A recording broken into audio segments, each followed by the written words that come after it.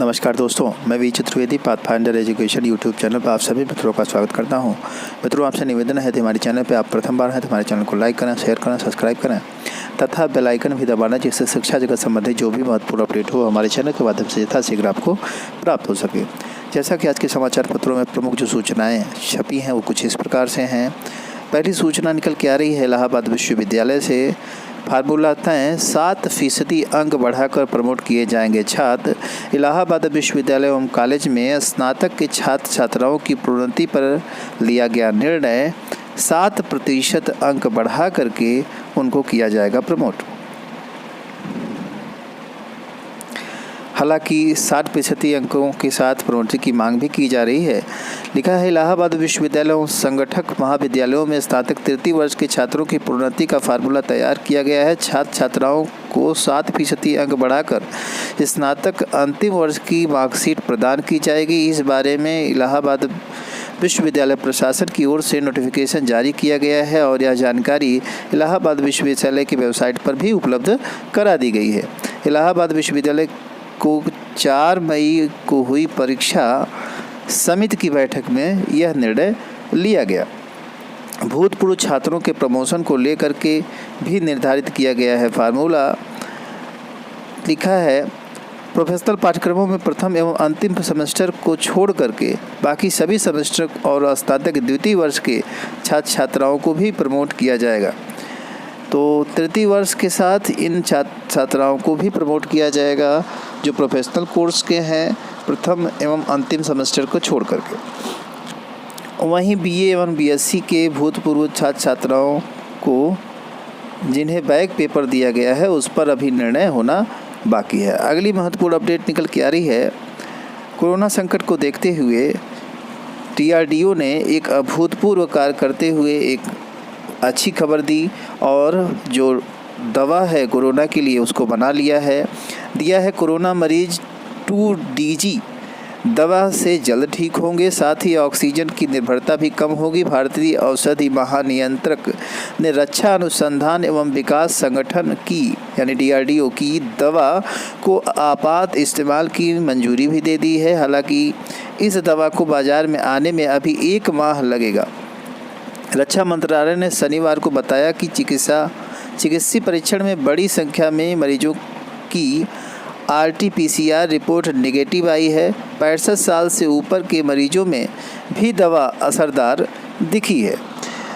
बीराफीन को भी मिल चुकी है मंजूरी। कोरोना के इलाज में DCGI जायड्स कैडिला की बनाई एंटीवायरल दवा को भी मंजूरी मिल चुकी है।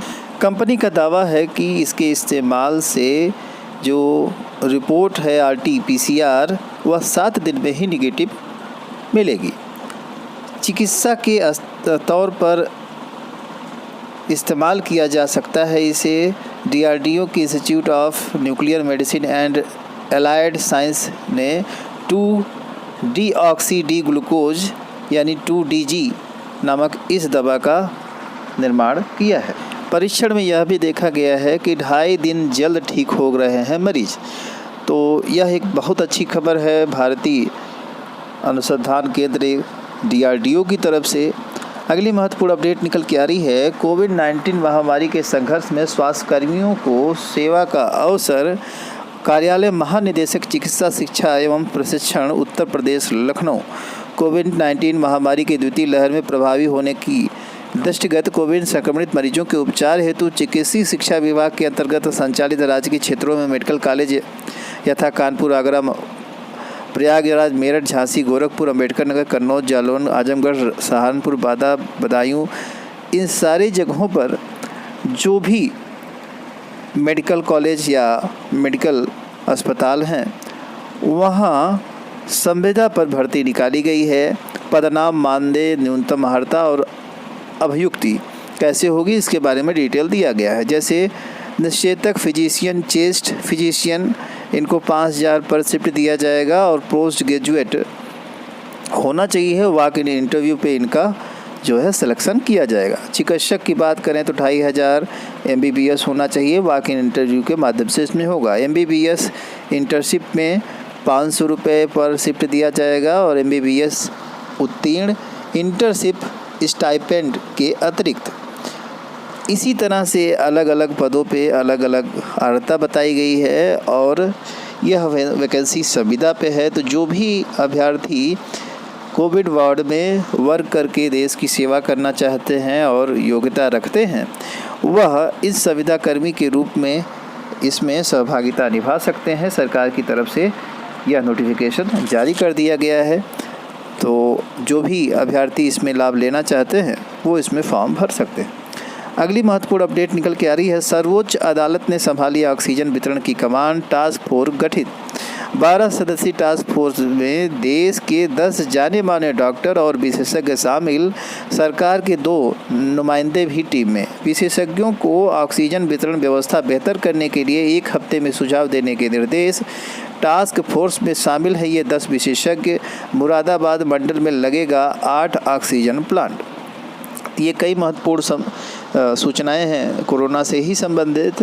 सर्वोच्च अदालत ने जो ऑक्सीजन की डिमांड है उसको देखते हुए टास्क फोर्स गठित कर दी है, जिसके द्वारा अब यह निश्चित किया जा पाएगा कि कहाँ किस स्तर पे ऑक्सीजन की ज़रूरत है और कैसे पहुँचानी है। दिया है सुप्रीम कोर्ट ने कोरोना के महामारी के बीच देश में ऑक्सीजन के वितरण को लेकर के मची खींचातानी को देखते हुए यह व्यवस्था अपने हाथ में ले ली है। कोर्ट ने इसके लिए 12 सदस्यीय राष्ट्रीय टास्क फोर्स का गठन भी किया है। टास्क फोर्स देश में ऑक्सीजन की ज़रूरत पर नज़र रखेगी और वितरण को सुचारू रूप से बनाए रखेगी। यह आम जनता के लिए एक अच्छी खबर होगी क्योंकि इससे कालाबाजारी करने वालों पर नकेल लग सकेगी और इस समस्या का निदान भी हो सकेगा। अगली महत्वपूर्ण अपडेट निकल के आ रही है। असिस्टेंट प्रोफेसर भर्ती परीक्षा का टलना तय। परीक्षा स्थगित करने के लिए UPHESC जल्द बुला सकता है बैठक। प्रदेश के अशासकीय सहायता प्राप्त महाविद्यालयों में असिस्टेंट प्रोफेसर भर्ती के लिए प्रस्तावित परीक्षा का टलना तय माना जा रहा है। कोविड-19 के कारण उत्तर प्रदेश की उच्चतर शिक्षा सेवा आयोग परीक्षा के आयोजन की तैयारियों को अंतिम रूप नहीं दे सका है। यहाँ तक कि अभी तक परीक्षा केंद्र भी तय नहीं हुए हैं और जो परीक्षा है वो आपको पता है 26 मई को प्रस्तावित की गई थी। तो इन सारी बातों को देखते हुए यह बात क्लियर हो पा रही है कि ज़्यादा चांस है कि यह भी परीक्षा रद्द हो जाएगी।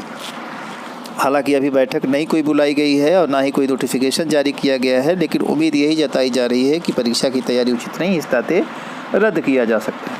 अगली महत्वपूर्ण अपडेट निकल के आ रही है। कोरोना ने यूपी बोर्ड को दिखाया परीक्षा में सुधार का रास्ता। कोरोना की दूसरी लहर ने बड़ी संख्या में लोगों की सांसें छीन ली और हजारों लोग बीमारी से जूझ रहे हैं। विकट दौर में परीक्षार्थियों की संख्या के हिसाब से सबसे बड़े परीक्षा संस्थान यूपी बोर्ड में सुधार करने का रास्ता भी दिखाया है। एक्चुअली यूपी बोर्ड के पास पिछला रिकॉर्ड अच्छा नहीं होता है और वह बोर्ड ना भेजे जाने की वजह से जो बोर्ड है वह यह नहीं तय कर पा रहा है कि किस आधार पे बच्चों को प्रमोट किया जाए या किन की परीक्षा कराई जाए। तो यह व्यवस्था में बड़ी खामी होगी जिसमें सुधार की आवश्यकता है। अगली महत्वपूर्ण अपडेट निकल के आ रही है। कार्यालयों में अब एक समय में 1/3 कर्मचारी ही करेंगे काम। कोरोना के बढ़ते संक्रमण के मद्देनजर मुख्य सचिव ने जारी किए निर्देश। दिव्यांग कर्मियों व गर्भवती महिलाओं भी घर से ही करेंगी काम। अगली महत्वपूर्ण अपडेट निकल के आ रही है। व्हाट्सएप की नीति न मानी तो कई सेवाएं नहीं मिल पाएंगी। व्हाट्सएप ने एक नई योजना बनाई है जिसके तहत निजता की कुछ ऐसी नीतियां निर्धारित की है जिसको न मानने वाले जो भी व्हाट्सएप यूज़र होंगे उनको ज़रूरी कुछ ऐसी सुविधाएं हैं जो कि उपलब्ध नहीं हो पाएगी, उनकी यह सेवाएं रोक दी जाएंगी। लिखा है व्हाट्सएप ने कहा है कि यदि यूजर्स उनकी नई निजता नीति को स्वीकार नहीं करता है तो वह ऐप से जुड़ी कई सेवाओं का लाभ नहीं उठा सकेगा। व्हाट्सएप के प्रवक्ता ने कहा कि जिन यूजर्स ने नई नीति को स्वीकार नहीं किया वे कंपनी उन्हें सीमित इस्तेमाल मोड में डाल देगी। तो इन्हीं सारी महत्वपूर्ण सूचनाओं के साथ मित्रों सूचना सुनने के लिए आप लोगों का बहुत बहुत धन्यवाद। हमारे चैनल को लाइक शेयर और सब्सक्राइब करें। Thank you very much.